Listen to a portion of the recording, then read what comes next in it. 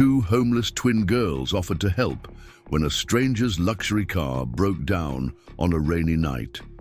What they didn't know was that this man was worth billions, and what he didn't expect was to see something on their fingers that would shatter everything he thought he knew about his past. Before we jump back in, tell us where you're tuning in from, and if this story touches you, make sure you're subscribed, because tomorrow I've saved something extra special for you. The rain hammered against the windshield of the black Mercedes as David Richardson pulled over to the shoulder of Highway 95, just outside the small industrial town of Millfield. Steam poured from under the hood, and the engine had finally given up its fight. He sat there for a moment, gripping the steering wheel, watching the wipers struggle against the downpour. This was supposed to be a simple drive back from the factory. Inspection, a routine check on one of his manufacturing plants that he preferred to handle personally and anonymously. David had built Richardson Industries from nothing, starting with a single auto parts shop 30 years ago and turning it into an empire worth over $3 billion. But tonight, dressed in his worn jeans and flannel shirt, with his weathered baseball cap pulled low, he looked like any other working man whose car had broken down on a lonely stretch of road. This was how he preferred it when visiting his facilities, arriving unannounced and unrecognized, seeing how things really operated when the boss wasn't expected. He stepped out into the rain, immediately soaked despite his jacket. The nearest town was at least 5 miles away, and his phone showed no signal. The irony wasn't lost on him that a man who owned dozens of luxury vehicles was now stranded in the rain with a broken-down car. He popped the hood, releasing a cloud of steam that mixed with the cold night air. Even in the dim light from his phone's flashlight, he could see the problem was beyond his limited mechanical knowledge. That's when he heard voices approaching through the rain. "Mister, you need some help?" The voice belonged to a young girl, maybe 12 or 13 years old. David looked up to see two figures emerging from the darkness beside the road, both wearing oversized raincoats that were clearly too big for their small frames. "We saw your car smoking," said the second girl, identical to the first. They were twins with the same angular faces, the same concerned brown eyes, and the same wet brown hair sticking out from under their hoods. Despite the rain and the late hour, they didn't seem afraid. Instead, they approached with the kind of practical confidence that spoke of experience dealing with problems. "I appreciate the offer, girls, but I think this is beyond anyone's help." "Tonight," David replied, closing the hood. "Shouldn't you two be getting home? It's pretty late to be out in weather like this." The twins exchanged a glance, one of those silent communications that only siblings seemed capable of. The first girl, who seemed to be the more outspoken of the two, stepped closer. "We live right over there," she said, pointing toward what David now realized was a cluster of makeshift shelters hidden among the trees beside the road. "And we know about cars. Our dad taught us before." She trailed off, but her sister picked up smoothly. "Before he went away, I'm Lucy, and this is my sister Lily. We've helped lots of people with car trouble." David studied the girls more carefully. Their clothes were clean but clearly second-hand, their raincoats patched in several places. There was something about their manner, a maturity beyond their years, mixed with an underlying vulnerability that made his chest tighten. They were living in those shelters, he realized. These children were homeless. "Well, Lucy and Lily, I'm David, and I have to admit, I don't know much about fixing cars." "Pop the hood again," Lucy said, already moving toward the front of the car. "Lily, grab the flashlight from camp." Lily disappeared into the darkness and returned moments later with a surprisingly powerful LED flashlight. Lucy leaned over the engine while Lily held the light steady, their movements coordinated and efficient. "There's your problem," Lucy announced. After a few minutes of examination, "Radiator hose is busted. See where it's split. That's why you're losing coolant." David looked where she was pointing and indeed saw the torn rubber hose. You really do know about cars. Dad was a mechanic, Lily explained quietly. He taught us everything before the accident. We've got some spare hose back at camp, Lucy added. Won't be a perfect fix, but it'll get you to town. Might cost you, though. David almost smiled at her businesslike tone. How much are we talking about? $10 for the hose, $5 for labor, Lucy said without hesitation. That's our standard rate. Seems fair, David agreed, pulling out his wallet. As he counted out the bills, he noticed something that made him freeze. In the beam of the flashlight, as Lucy reached for the money, he caught sight of her hands. On her right ring finger was a small silver ring with a distinctive Celtic knot pattern. His eyes immediately shifted to Lily, who was wiping her hands on a rag, and he saw an identical ring on her finger. The world seemed to tilt sideways. Those rings. He knew those rings. He had bought them 18 years ago, a matching set. 2 small silver bands with intricate Celtic knotwork, purchased from a specialty jeweler in Boston. He had given them to someone very special, someone he hadn't seen in over 15 years. Those are interesting rings, he managed to say, his voice carefully neutral despite the earthquake happening in his chest. Lucy glanced down at her hand. Oh, these. Our mum gave them to us before she got sick. Said they were special, that someone important had given them to her. David's throat felt like it was closing. Your mother. What was her name? Sarah, Lily answered softly. Sarah Martinez. She passed away 2 years ago. The name hit him like a physical blow. Sarah Martinez, the graduate student he had fallen in love with during his brief semester teaching business ethics at Boston University. The woman who had challenged his every assumption about success and meaning. The woman who had disappeared from his life without explanation, just when he thought they might have a future together. She was the best mom in the world, Lucy continued, oblivious to David's internal turmoil. Even when she got sick, even when we lost our apartment, she never stopped taking care of us. She taught us to be strong, to help people when we could. David's mind raced as he tried to process this information. Sarah had been pregnant when she disappeared. She had been carrying twins, and she had never told him. These girls, these brilliant, resourceful, homeless girls, were his daughters. Mr. David, Lily's voice cut through his thoughts. Are you okay? You look kind of pale. He forced himself to focus on the present moment. I'm fine. Just tired. From the long drive, you said you could fix the hose. Sure thing, Lucy said, already heading back toward their camp. Preparing and narrating this story took us a lot of time, so if you are enjoying it, subscribe to our channel. It means a lot to us. Now back to the story. Give us 15 minutes. As the girls disappeared into the darkness, David leaned against his car, his legs suddenly unsteady. 18 years ago, he had been a different man, still driven, still ambitious, but not yet the billionaire industrialist he would become. He had been teaching part-time while expanding his business, and Sarah had been the teaching assistant in the philosophy department who had wandered into his classroom one day to discuss a shared student.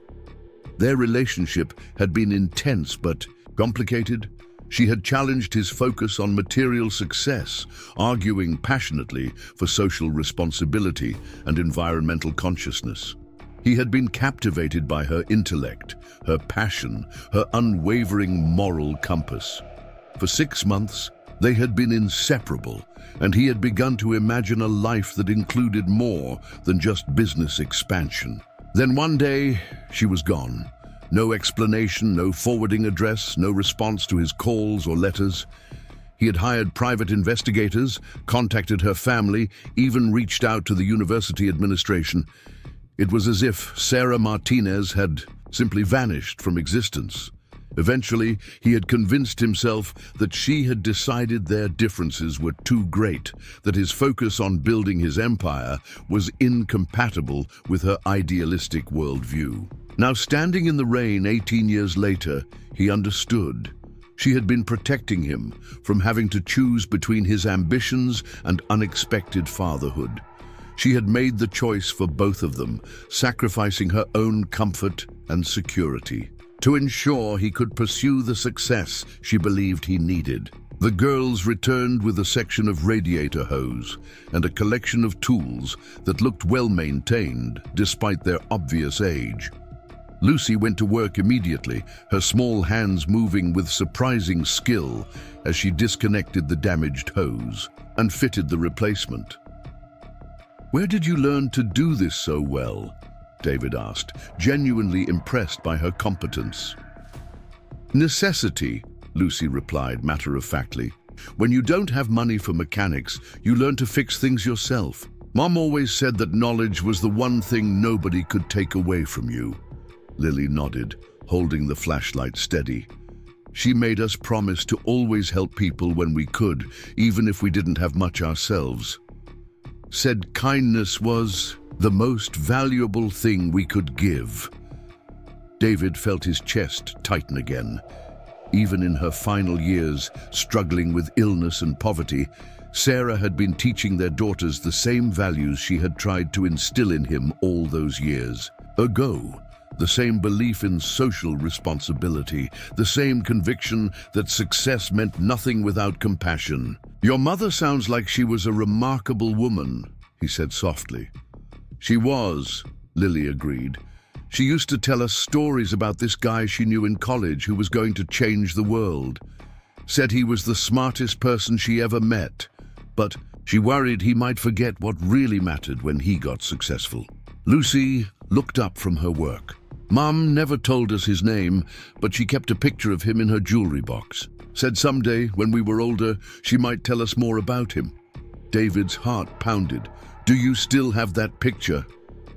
"Yeah, back at camp with the rest of Mom's things," Lucy said, tightening the final connection. "Why?" Before David could answer, Lily spoke up. "Hey, you kind of look like him, actually. Same eyes, same jawline, weird coincidence, right?" David stared at his daughters, these incredible young women who had inherited Sarah's compassion and his own determination. They had been living on the streets for 2 years, helping strangers fix their cars for $15, carrying on their mother's legacy of kindness, despite having every reason to be bitter and closed off from the world. "There," Lucy announced, closing the hood. "That should get you to town. Just keep an eye on the temperature gauge and add coolant when you can." David handed her the $20, but she immediately gave him $5 back. "I said 15. She insisted. "Mom taught us to always honor our word." "Keep it," David said. "Consider it a tip for excellent service." Lucy shook her head firmly. "We don't take charity, we earn what we get." The pride in her voice, the determination not to accept more than they had earned, it was so reminiscent of Sarah that David had to look away for a moment. These girls had been raised with dignity despite their circumstances, taught to value integrity over easy money. "Well then," David said, "maybe you could help me with something else. My company is always looking for reliable people who know about cars. Do you think you might be interested in some part-time work? Nothing too demanding, just helping out around one of our facilities." The twins exchanged another one of their silent conversations before Lucy responded. "What kind of company?" "Richardson Industries. We manufacture auto parts and provide mechanical services. I could speak to the manager about getting you both positions that would work around your school schedule." "We don't go to school anymore," Lily said quietly. "Haven't been able to since Mom died and we lost our place." David felt anger rising in his chest, not at the girls, but at a system that allowed children this intelligent and capable to fall through the cracks. "Well, that's something we might be able to work on too." "Why would you help us?" Lucy asked, her eyes narrowing with suspicion. "You don't even know us." It was a fair question, and David struggled with how to answer it. He couldn't reveal the truth, not yet. These girls had been through too much trauma already. They needed stability and security before they could handle learning that their lives were about to change completely. "Because," he said finally, "your mother was right about helping people when you can.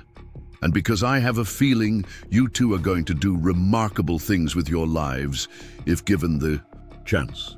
Lucy studied his face in the dim light, searching for deception or hidden motives.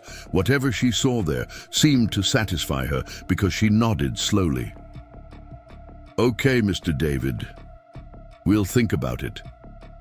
"Good," David said, starting his car. The engine turned over smoothly, the temperature gauge remaining in the normal range. "I'll be back through town in a few days. Maybe we can talk more then." As he drove away, David watched the twins in his rearview mirror until they disappeared into the darkness. His mind was already racing with plans.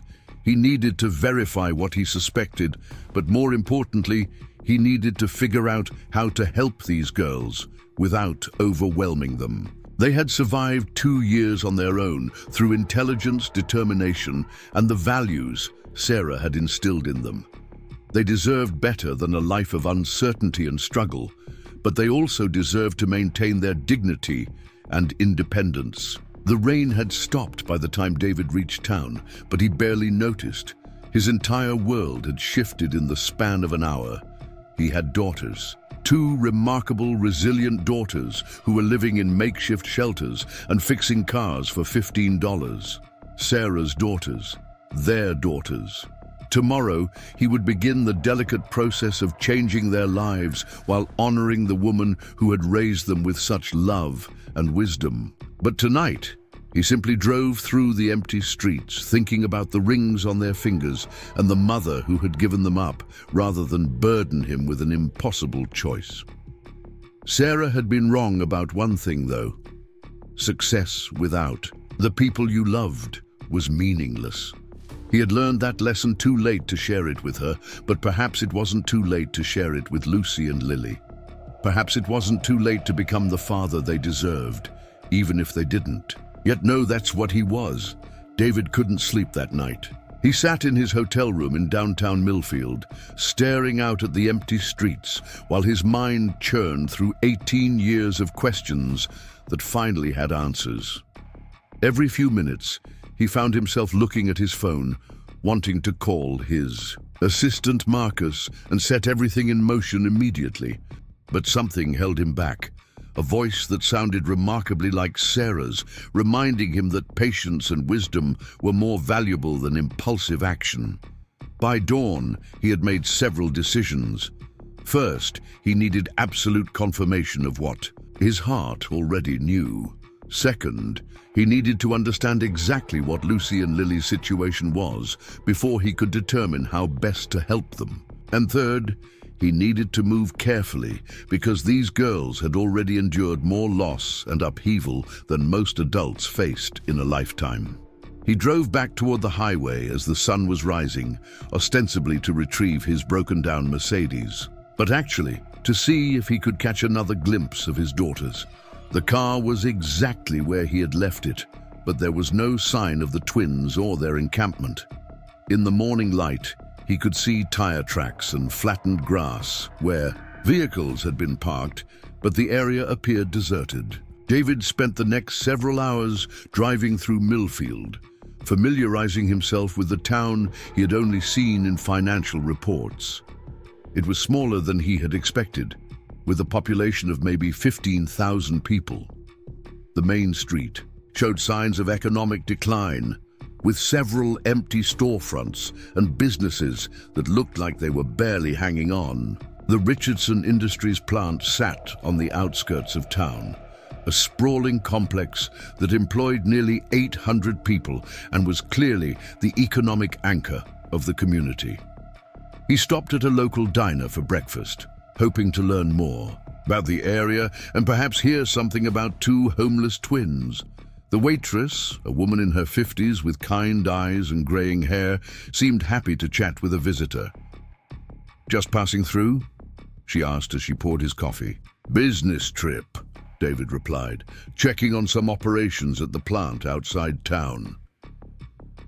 Richardson Industries, she nodded. Good company. They've kept this town alive when a lot of others were struggling. Mr. Richardson might be rich as sin, but he takes care of his people. David nearly choked on his coffee. You know him personally? Oh no, the waitress laughed. Man like that doesn't eat at places like this, but everybody knows somebody who works at the plant.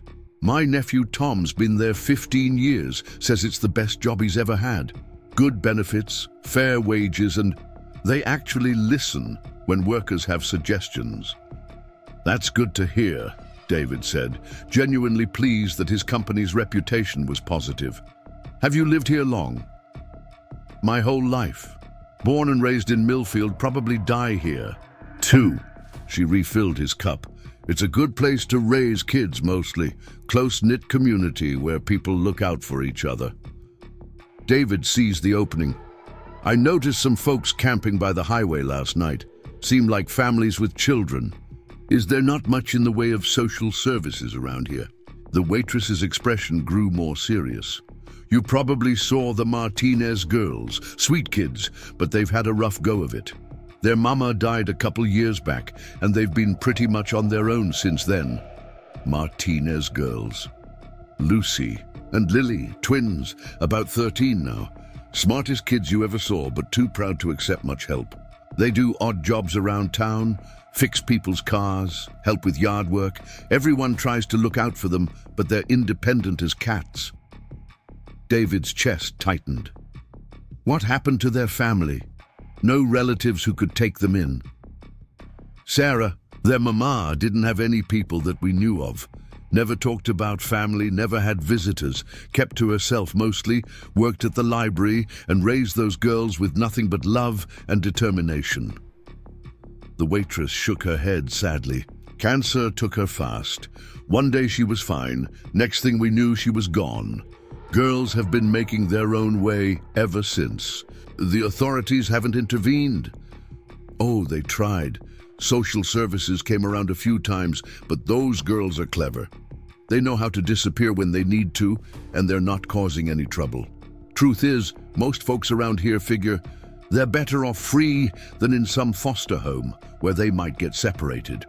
David absorbed this information, understanding now why Lucy and Lily had developed such independence and self-reliance. They had been protecting themselves from a system that might split them apart, choosing uncertainty together over security apart. They sound like remarkable kids, he said. They are. Their mama raised them right. Always polite, always willing to help, never asking for handouts.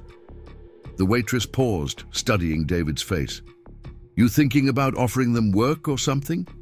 Because I'll tell you right now, they won't take charity, but they'll work harder than most adults if you give them a fair job. I might have some opportunities, David said carefully. My company is always looking for reliable people. Well, if you're serious about it, you can usually find them at the public library in the afternoons. Lily reads everything she can, get her hands on, and Lucy helps the librarian with computer repairs.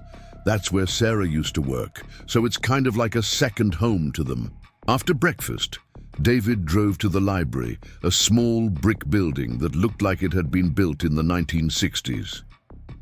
Through the large windows, he could see a modest collection of books and several computer terminals. He sat in his car for nearly an hour, working up the courage to go inside when he spotted two familiar figures walking up the front steps.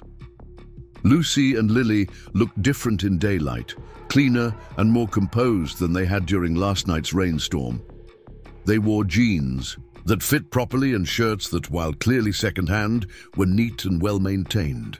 Their hair was pulled back in identical ponytails, and they carried backpacks that appeared to be stuffed with books. David waited a few more minutes before following them inside. The library was quiet, with only a handful of patrons scattered among the stacks.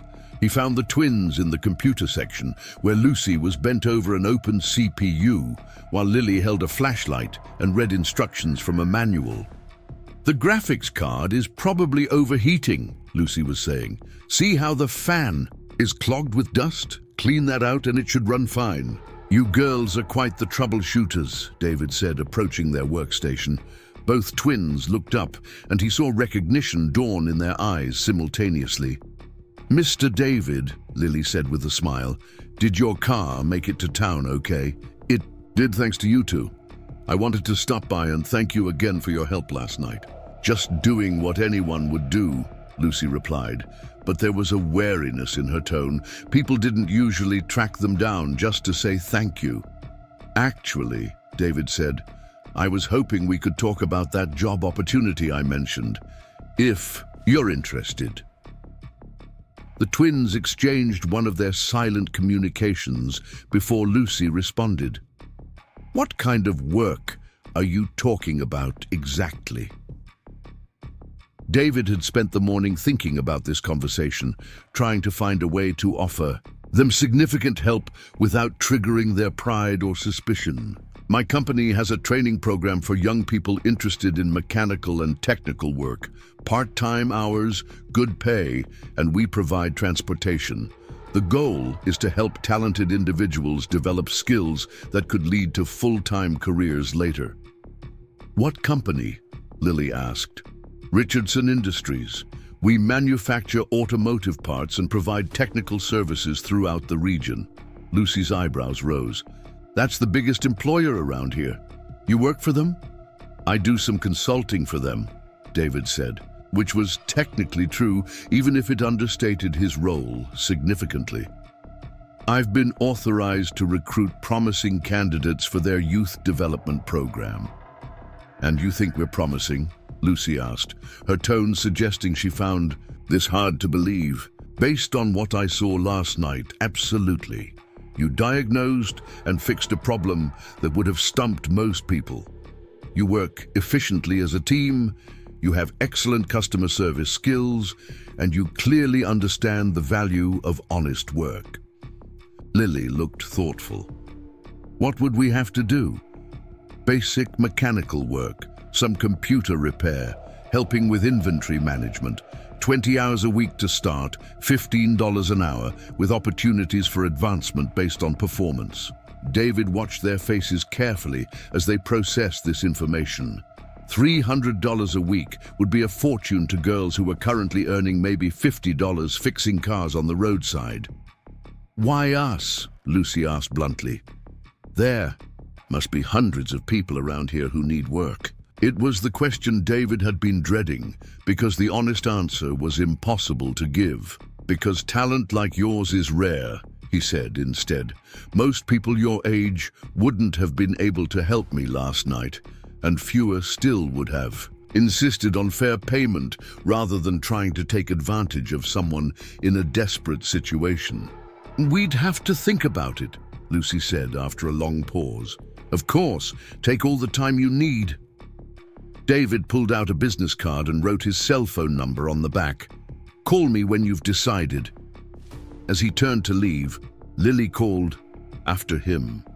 "Mr. David, if we did take the job, would we have to stop living where we are now?"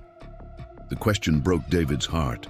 These girls were so accustomed to independence that they were afraid even legitimate employment might come with strings attached that would compromise their freedom. "No conditions like that," he assured her.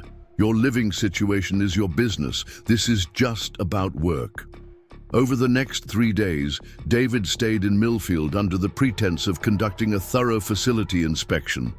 In reality, he spent most of his time discreetly observing Lucy and Lily from a distance, trying to understand their daily routine and needs without intruding on their privacy. What he discovered amazed him. The twins had created a remarkably structured life despite their circumstances. They woke early and walked to the truck stop on the edge of town, where they had apparently worked out an arrangement to use the shower facilities in exchange for cleaning duties. They spent mornings at the library, where Lucy helped with technical problems, while Lily devoured books on everything from advanced mathematics to classical literature. Afternoons were dedicated to their mobile car repair service, which they operated with handwritten business cards and a reputation for honest, quality work. Their camp, which David finally located hidden in a grove of trees about a quarter-mile from the highway, was a marvel of organization and ingenuity. They had constructed a weatherproof shelter using tarps, rope, and salvaged materials. Solar panels charged batteries that powered LED lights and a small refrigerator. Their tools were neatly organized and well-maintained, and they had created separate spaces for sleeping, cooking, and storage. David also learned that the twins were far from alone in their struggles. During his time in town, he encountered several families who were barely making ends meet, elderly residents who couldn't afford necessary home repairs, and young people who had few opportunities for advancement. The economic reality of small-town America was starkly different from the boardrooms and country clubs where he usually spent his time. On Thursday evening, his phone rang. "Mr. David, this is Lucy. We've decided to accept your job offer." David felt a surge of relief and excitement. "That's wonderful. When would you like to start?" "As soon as possible, but we have some conditions." "I'm listening." "First, we work as a team. If you hire one of us, you hire both of us. Second, we need flexible scheduling around our other commitments. Third, we want to understand exactly what we're getting into before we agree to anything. Long term. Those all sound reasonable, David said. How about we meet tomorrow morning at the plant? I can show you around and introduce you to the people you'd be working with. Okay, 9 o'clock. Perfect. I'll meet you at the main gate. After hanging up, David immediately called Marcus, his assistant in New York. "I need you to set up a youth training program at the Millfield facility," he said without preamble. "Real program, real budget, real opportunities for advancement. I want it operational by Monday." "Sir?" Marcus sounded confused. "We've never discussed anything like that before. We're discussing it now. I'm sending you detailed specifications tonight. Make it happen." "Of course, sir. Should I coordinate with the plant manager?" "Yes, but make it clear that this program has my personal attention. I want regular reports on every participant." The next morning, David arrived at the plant early and met with Jim Bradley, the facility manager. Jim was a 20-year veteran of the company, a practical man who had worked his way up from the factory floor to management. "Mr. Richardson," Jim said, clearly nervous about the unexpected visit from the company's owner. "I wasn't expecting you until next week." "Change of plans," David said. "I want to talk to you about implementing a youth development program here." He spent the next hour outlining his vision for a training initiative that would provide opportunities for local young people while meeting the company's needs for skilled workers. Jim listened intently, occasionally asking clarifying questions, but clearly enthusiastic about the concept. "It's a great idea, sir," Jim said when David finished. "We've been having trouble finding qualified candidates for some of our technical positions. Training our own talent makes a lot of sense." "Good. I'm bringing in 2 candidates this morning that I want personally involved in developing the tech program structure. They're bright kids with practical experience, and I think they could help us understand what would work best for their age group." At precisely 9 o'clock, David walked to the main gate where Lucy and Lily were waiting. They had clearly made an effort to dress professionally, wearing clean slacks and button-down shirts that were too large for their slight frames. Both carried notebooks and wore expressions of nervous determination.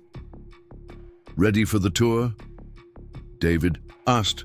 The twins nodded, and he led them through the security checkpoint and into the main manufacturing facility. The plant was impressive, with modern equipment and efficient workflows that produced components for automotive companies throughout North America. David watched Lucy and Lily's faces as they absorbed the scale and complexity of the operation. "This is incredible," Lily whispered as they observed an automated assembly line producing brake systems. "How many people work here?" "About 800, David replied. "Everything from basic assembly work to advanced engineering." Lucy was studying the machinery with intense focus. "Those robotic arms, how are they programmed?" "Computer-controlled," Jim Bradley explained, having joined them for the tour. "We've got technicians who maintain and program all the automated systems." "Could someone our age learn to do that?" Lucy asked. "With the right training, absolutely," Jim said.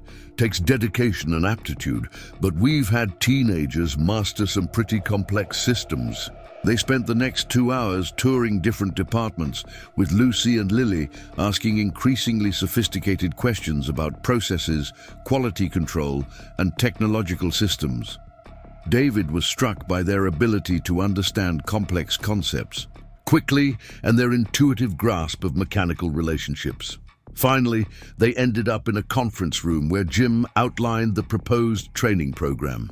20 hours per week, rotating through different departments, hands-on learning combined with classroom instruction, and clear pathways for advancement based on performance and interest. "The pay starts at $15 an hour, Jim explained, "but there are regular performance reviews with opportunities for increases. After 6 months, exceptional participants can qualify for full-time positions with full benefits." Lucy and Lily listened intently, occasionally exchanging glances but asking few questions until Jim finished his presentation. "This sounds almost too good to be true," Lucy said finally. "Why would a company this size invest in kids like us?" Jim looked to David, who nodded permission to answer honestly. "Because Mr. Richardson believes that talent exists everywhere, but opportunity doesn't," Jim said. "This program is designed to find young people with potential and give them the tools to succeed. But it's not charity. We expect hard work, dedication, and results." "We can provide all of that," Lily said quietly. "I believe you can," David said. "The question is whether you want to." The twins exchanged another of their silent communications before Lucy responded. "We'll do it. When do we start?" "Monday morning, 7 a.m., Jim said. "I'll have uniforms and safety equipment ready for you." As they walked back toward the main gate, David felt a mix of satisfaction and anxiety. He had taken the first step toward providing his daughters with stability and opportunity, but he was still operating under false pretenses. At some point, he would have to tell them the truth about who he was and why he was really helping them. "Mr. David," Lily said as they reached the parking lot, "can I ask you something?" "Of course." "Last night, you said your company was always looking for reliable people, but today it sounds like this program was created specifically for us. Which is it?" David felt his carefully constructed explanation beginning to crumble under the weight of his daughter's intelligence. "Both, actually. The company has been considering a youth development program for some time. Meeting you two provided the catalyst to move forward with it." It wasn't entirely a lie, but it wasn't the complete truth either. Lucy studied his face with the same analytical intensity she had used to diagnose his car problems. "There's something you're not telling us," she said bluntly.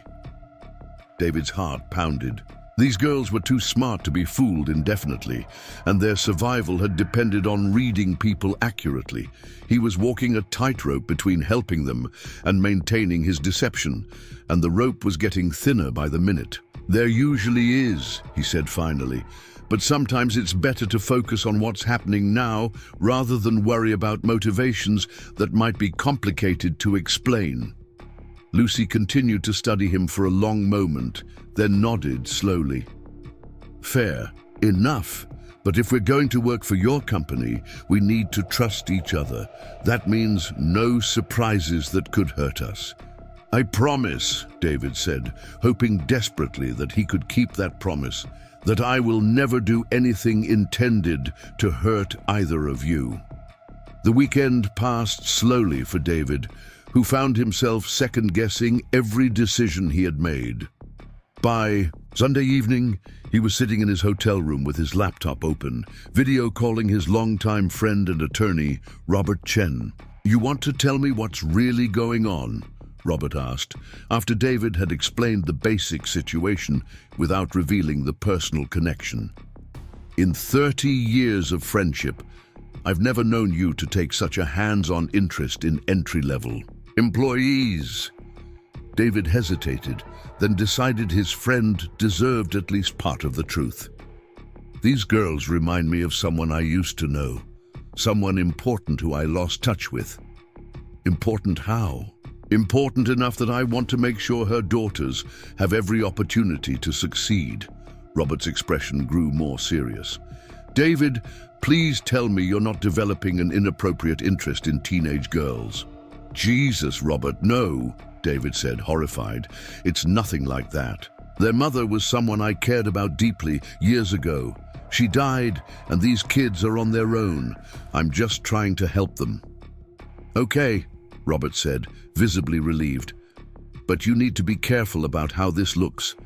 A billionaire taking personal interest in homeless teenagers is going to raise questions, especially if you can't explain your motivations publicly."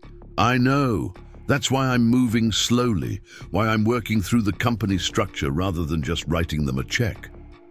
"Smart. But David, if these girls are as intelligent as you say, they're going to figure out that something doesn't add up.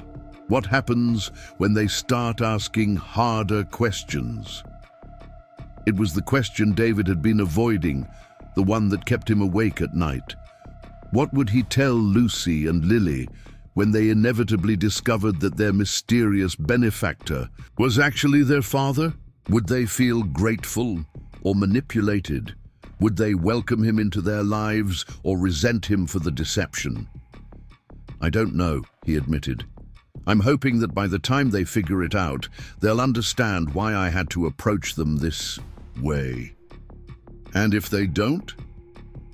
David stared out the hotel window at the quiet streets of Millfield. "Then I'll have lost the chance to know my daughters, but at least I'll have given them a better future." Monday morning arrived grey and cold, with the first hints of winter in the air. David was at the plant by 6:30, ostensibly to observe the training program's first day, but actually because he couldn't bear to wait at the hotel any longer. Lucy and Lily arrived at the main gate at 6:45, 15 minutes early, and clearly nervous despite their attempts to appear confident. They wore new work boots that David suspected had cost them a significant portion of their savings, and carried matching lunchboxes that looked like they had been purchased specifically for this occasion. Jim Bradley met them at the security office and provided them with ID badges, safety equipment, and uniforms bearing the Richardson Industries logo. David watched from his office window as they followed Jim into the facility, their heads turning constantly as they took in their new environment. The first day was dedicated to orientation and safety training, topics that David might normally have found tedious, but that held his complete attention when filtered through his daughter's perspectives. He found excuses to walk through the training areas several times, observing how Lucy and Lily interacted with their instructors and fellow trainees. What he saw filled him with pride.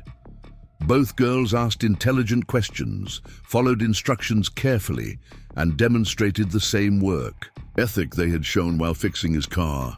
More importantly, they seemed to be enjoying themselves, approaching each new challenge with enthusiasm rather than the wariness they had shown during their first meeting. During the lunch break, David happened to be in the cafeteria when the twins sat down with their homemade sandwiches. Several other employees had taken an interest in the new trainees, and David listened as Lucy and Lily answered questions about their backgrounds with carefully edited versions of the truth. "We've been living independently for a while," Lucy explained to a curious machinist.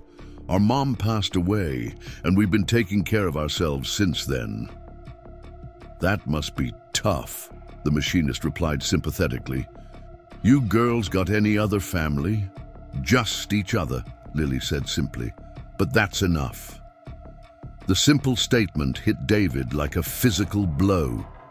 These remarkable young women had built their entire world around their relationship with each other, trusting no one else because they had learned that adults couldn't be relied upon to stay in their lives. Yet here they were, taking a chance on him and his company despite having every reason to be suspicious of good fortune. After work, David waited in the parking lot as Lucy and Lily emerged from the building. They looked tired but satisfied, and he felt a surge of parental pride watching them walk together, discussing their first day with animated gestures. "How did it go?" he asked as they approached. "Really well," Lily said with genuine enthusiasm. "Everyone was nice and the work is interesting." "Jim said we did good on the safety tests," Lucy added. "Tomorrow we start learning about hydraulic systems." "That's excellent. Are you comfortable with the arrangement? Any concerns or suggestions?" The twins exchanged glances before Lucy responded. "It's better than we expected. The people seem honest, the work is challenging but not overwhelming, and the pay is fair." "But," David prompted, sensing there was more. "But we still don't really understand why you're doing this," Lily said quietly. "People don't usually go out of their way to help strangers, especially not kids like us." David felt the familiar tightness in his chest that came whenever the conversation approached dangerous territory. "Maybe I just believe in giving people opportunities to prove themselves." "Maybe," Lucy said, but her tone suggested she wasn't entirely convinced. "Or maybe there's more to this story than you're telling us." Before David could respond, a voice called out from across the parking lot. "Lucy! Lily!" They all turned to see a woman in her 40s approaching, her face creased with worry and relief. She was well-dressed but not wealthy, with the kind of practical clothing that suggested someone who worked with her hands for a living. "Mrs. Patterson," Lily said with obvious pleasure. "What are you doing here?" "Looking for you too," the woman replied, pulling both girls into a brief hug. "When you didn't show up at the library today, I got worried.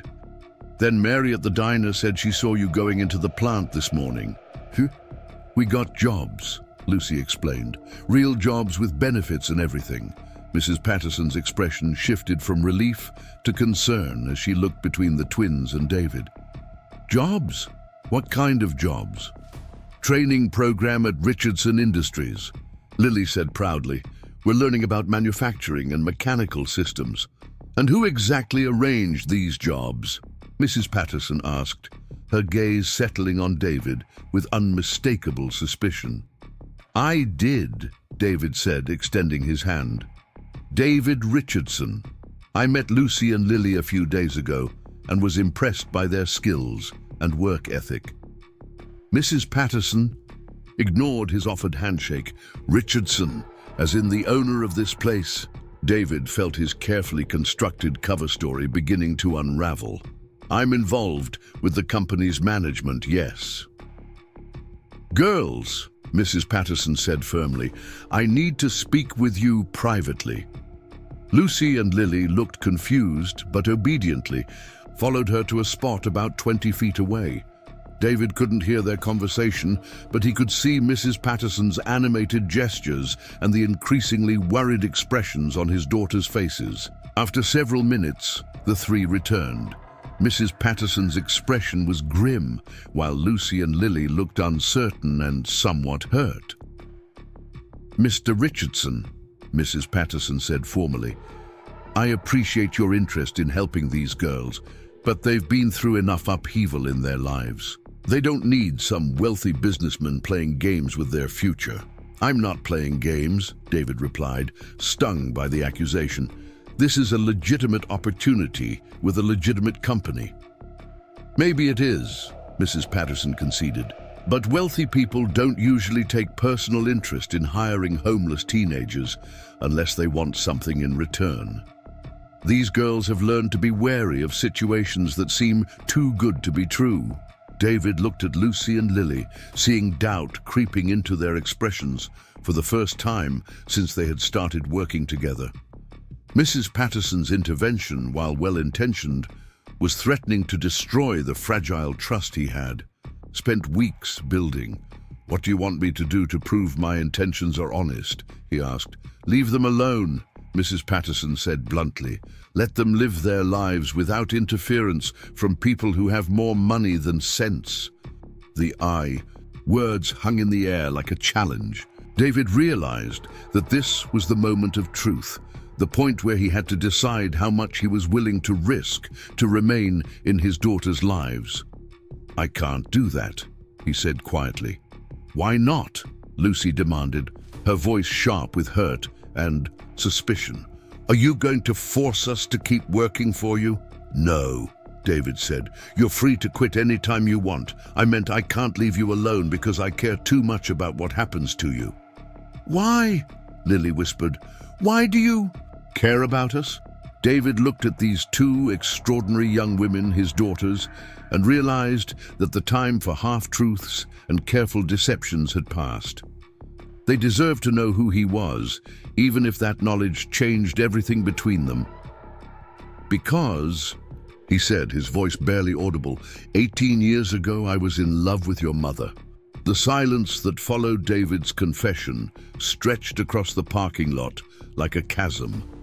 Mrs. Patterson's mouth fell open in shock, while Lucy and Lily stood frozen, their identical faces cycling through expressions of confusion, disbelief, and something that might have been recognition.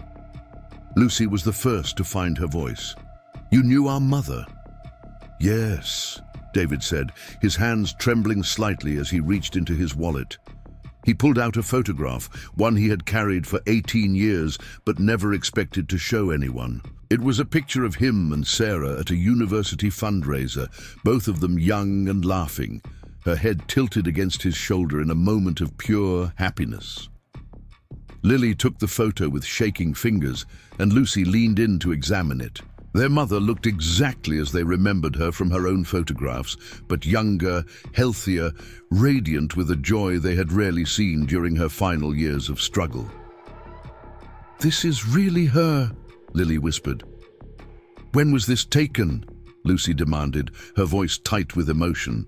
"November 1996, David replied, "about 6 months before she disappeared from my life." Mrs. Patterson stepped closer, studying the photograph over the twins' shoulders. "Sarah never mentioned knowing anyone named Richardson. She never talked about their father at all." "She had her reasons," David said quietly. "Good reasons, as it turned out." Lucy looked up from the photograph, her eyes bright with unshed tears. "Are you saying you think you're our father?" The word hung in the air between them, loaded with 18 years of absence and longing. David felt his throat close up as he nodded. "I don't think it," he said softly. "I know it.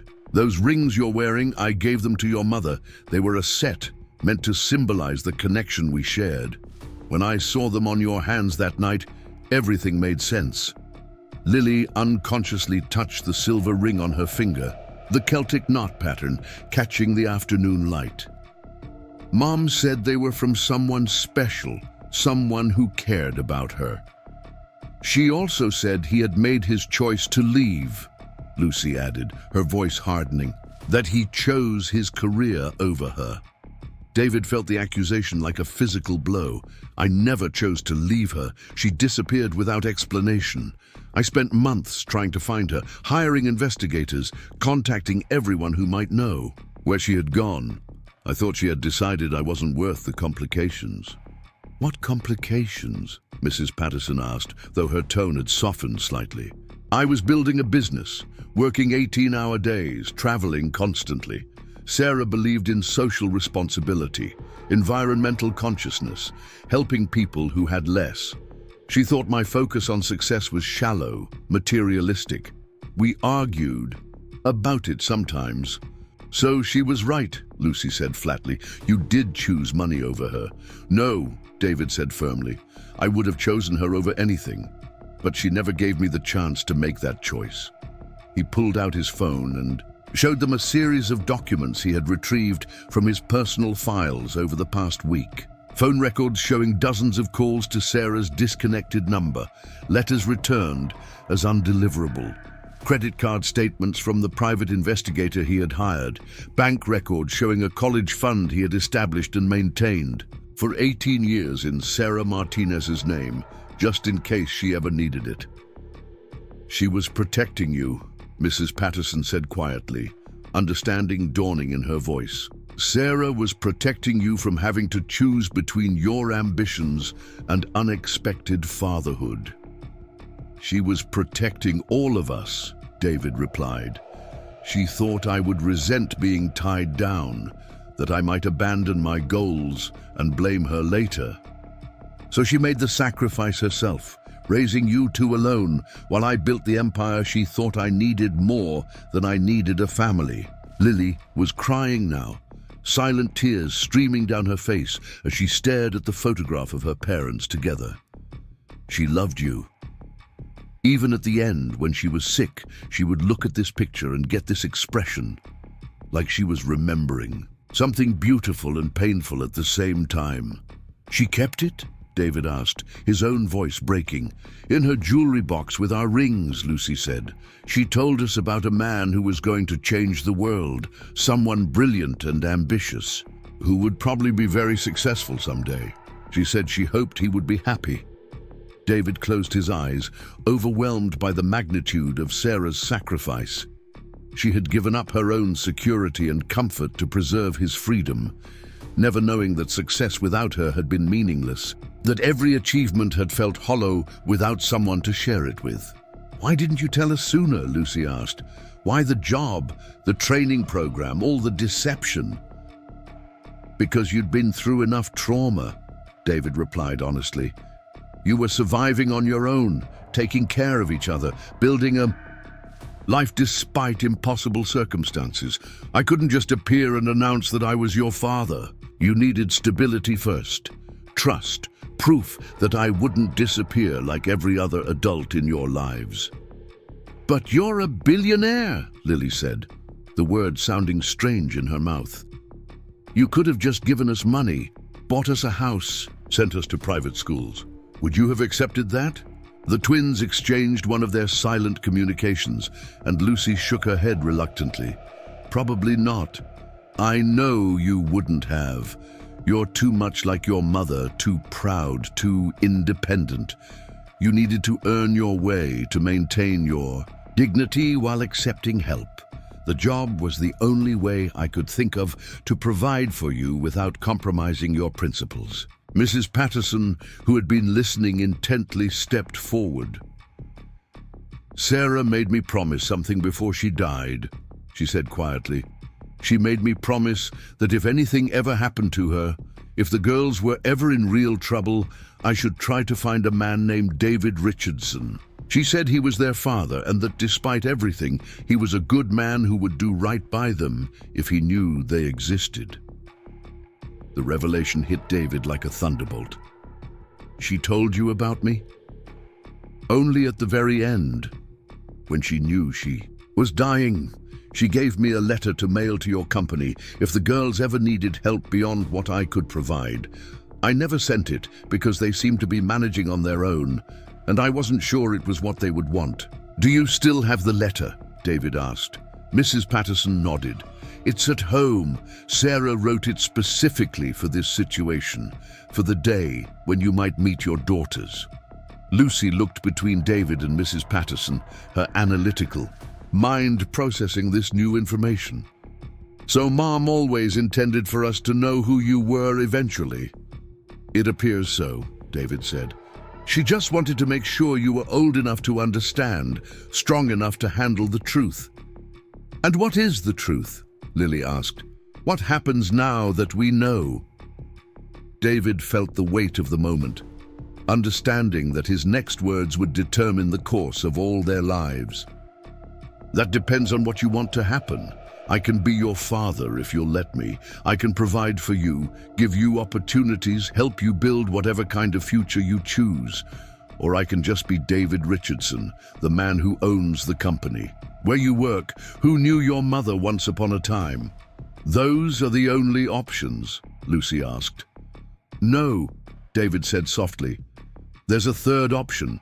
I can be your dad, not just a provider or a benefactor, but someone who loves you unconditionally, who wants to know everything about you, who will be there for every triumph and every challenge.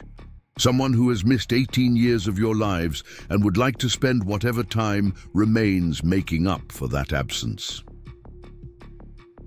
The twins looked at each other, having another of their wordless conversations. David could see them weighing options, considering possibilities, evaluating risks. They had learned to be careful with trust, to protect themselves from disappointment and abandonment. Finally, Lily spoke. We need time to think about this, and we need to read Mom's letter. Of course, David said. Take all the time you need. Nothing has to change immediately. Except everything has already changed, Lucy pointed out. We can't pretend we don't know who you are now. No, David agreed, but we can take things slowly. We can get to know each other gradually, build something real instead of rushing into a relationship that might not work. Mrs. Patterson cleared her throat. Girls, you should know that regardless of what you decide about Mr. Richardson, your current living situation isn't sustainable long-term. Winter's coming and you can't spend another season in those makeshift shelters. David felt his protective instincts surge. They don't have to. I've already purchased a house here in town, near the plant. 3 bedrooms, fully furnished, with a workshop in the garage for your mechanical projects. Whether you decide to be my daughters or just my employees, you deserve better than living in the woods. You bought a house? Lily asked, clearly overwhelmed. I bought it for you, David said simply. Both of you. It's yours regardless of what you decide about me. Lucy's eyes narrowed. Why? Why would you do that for people you barely know? Because I've spent 18 years wondering about you. Because your mother was the most important person in my life, and you're her legacy. Because every success I've achieved feels meaningless if I can't share it with the people who matter most. He paused, then added more quietly, and because I love you. I've loved you since the moment I realized who you were, and I'll love you, whether you call me Dad or Mr. Richardson or never speak to me again. The confession hung in the air, raw and vulnerable. David had built his reputation on being tough, calculating, emotionally controlled. But standing in that parking lot, facing his daughters for the first time with complete honesty, he felt as exposed as he had ever been in his life. Lily was the first to move, stepping forward and wrapping her arms around David's waist in a fierce hug. After a moment's hesitation, Lucy joined them, and for the first time in 18 years, David held his daughters. We want to read Mom's letter first, Lucy said, her voice muffled against his shoulder. And then we want to see this house you bought. And we want to know everything, Lily added. About you, about her, about what really happened between you. Everything I can tell you, David promised. No more secrets, no more half-truths. They drove to Mrs. Patterson's house in convoy, David following the twins' borrowed bicycle, as they pedaled through the quiet streets of Millfield. The house was a modest ranch-style home with a well-maintained garden and the kind of comfortable, lived-in appearance that spoke of a lifetime of memories. Mrs. Patterson disappeared into a back bedroom and returned with a sealed envelope addressed to David Richardson, Richardson Industries. Sarah's handwriting was exactly as he remembered it, neat and precise, with distinctive loops on the letters. Would you like me to read it aloud? David asked, his hands trembling slightly as he held the letter. The twins nodded, settling on. Either side of him on Mrs. Patterson's couch, David carefully opened the envelope and unfolded 2 pages of Sarah's familiar stationery. "My dearest David," he began, his voice catching slightly on the endearment, "if you are reading this letter, it means that our daughters have needed help beyond what I could provide, and someone has decided you have the right to know they exist." David paused, looking at Lucy and Lily, who were listening with rapt attention. "First, I need you to know that they are remarkable young women. Lucy inherited your analytical mind and determination, while Lily got your sensitivity and intuitive understanding of people. Both have my stubborn independence, which I hope you will find endearing rather than frustrating." Despite everything, David found himself smiling. Even in a letter written while dying, Sarah had managed to capture the essence of their daughters perfectly. "I know you must have questions about why I never told you about them, why I disappeared from your life so completely. The truth is that I was terrified. Terrified that you would feel trapped, that you would abandon your dreams to do what you thought was right, that you would resent us all eventually." David's voice grew husky as he continued. "You were destined for greatness, David. Even then, I could see it in your ambition, your intelligence, your vision for what you could accomplish. I couldn't bear to be the reason you settled for less than you were capable of achieving." "But she was wrong," Lily interjected quietly. "You would have been happier with us." "Maybe," David said, "but she was trying to protect everyone she loved, including me." He continued reading. "I also need to tell you that I never regretted my decision to raise them alone. They have been the joy of my life, my greatest accomplishment, my most precious gift. Every sacrifice was worth it to see them grow into the incredible people they have become." The letter went on to describe specific memories of the twins' childhood, their personalities, their achievements, their dreams.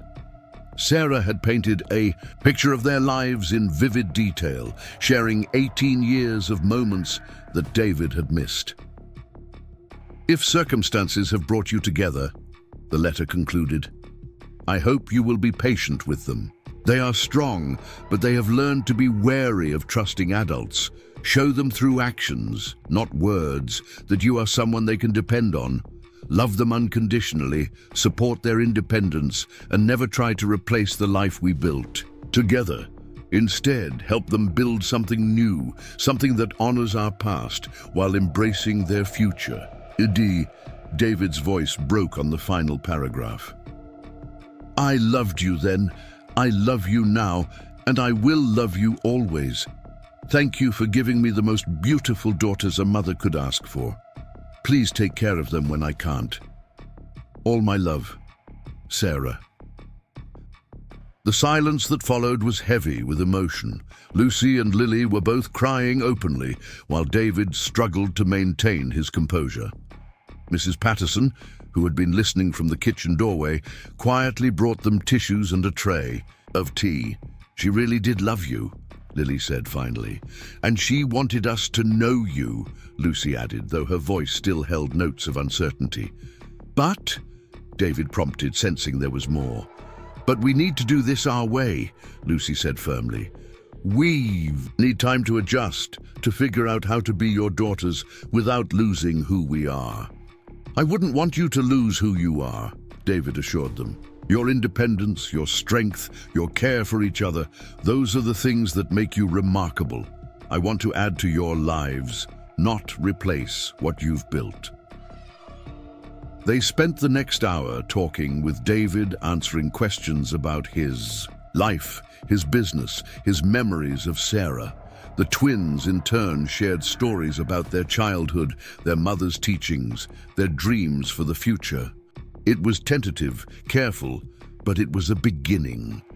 As the afternoon wore on, David showed them photographs on his phone of the house he had purchased. It was a modest 3-bedroom home on a quiet street, with a large backyard and the promised workshop garage. Nothing ostentatious, nothing that would make them feel out of place, but comfortable and secure. "When can we see it?" Lily asked. "Whenever you want," David replied. "It's ready now.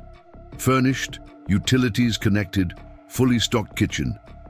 All it needs is people to make it a home. And if we decide we want to live there," Lucy said carefully, "what would be the expectations? What would you want from us in return?" "Nothing," David said immediately. "No expectations, no obligations, no strings attached. It's yours because you're my daughters, not because of anything you owe me. But you'll want to spend time with us," Lily said. It wasn't a question. "Yes," David admitted. "I'll want to spend time with you, to get to know you, to be part of your lives if you'll let me. But that will be your choice. Always your choice." As the sun began to set, they decided to drive over to see the house. David led the way while the twins followed with Mrs. Patterson, who had offered to stay with them for moral support. The house was perfect for their needs. Not too large, not too fancy, but clean and comfortable with plenty of space for 3 people who were still learning to be a family. The workshop garage was equipped with professional-grade tools and equipment, while the bedrooms were furnished simply but thoughtfully. "This is really ours?" Lucy asked, running her hand along the kitchen counter. "Really yours," David confirmed. "The deed is already in your names." Lily explored the bedrooms, each decorated in neutral colors that could be personalized however they chose. "We've never had our own rooms before." "You've never had a lot of things before," David said gently. "That doesn't have to be true anymore." They spent an hour exploring the house, with the twins examining every detail and asking practical questions about utilities, maintenance, and neighborhood safety.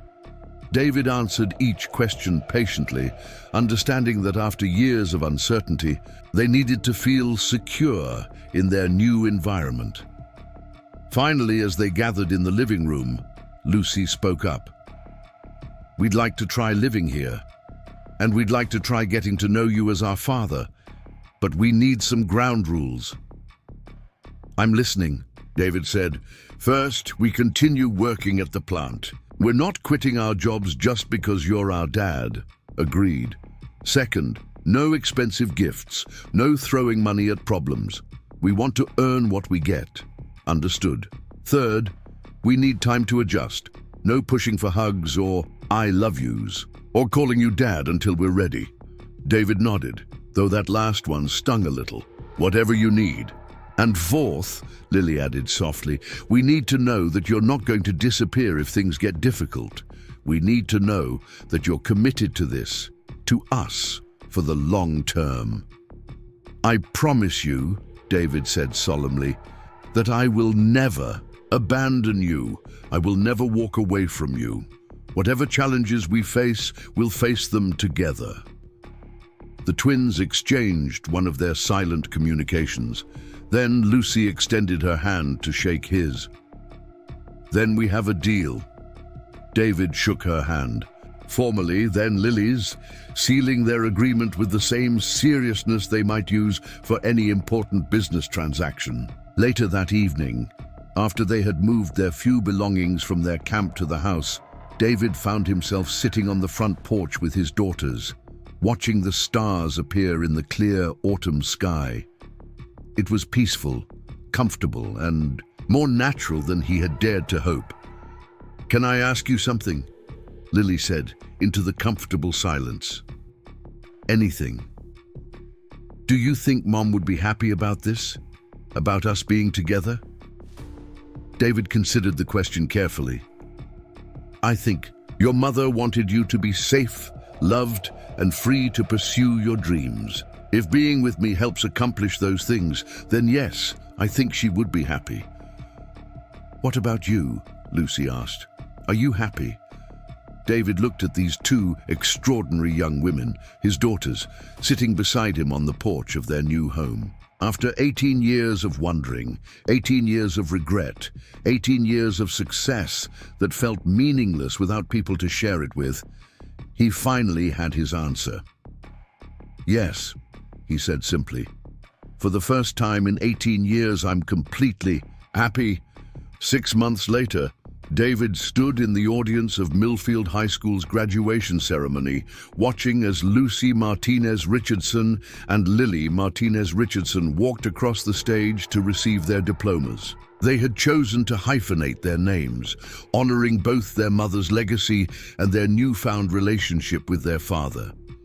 The months had not been without challenges. There had been arguments about independence versus acceptance of help, discussions about college plans and career goals, and the ongoing process of learning to be a family. But there had also been quiet dinners together, homework sessions at the kitchen table, and gradually increasing displays of affection as the twins became more comfortable with having a father. David had restructured his entire life, moving his primary residence to Millfield and conducting most of his business remotely so he could be present for his daughter's daily lives. Richardson Industries had expanded its youth training program, providing opportunities for other young people in the community while giving Lucy and Lily the chance to develop their skills and leadership abilities.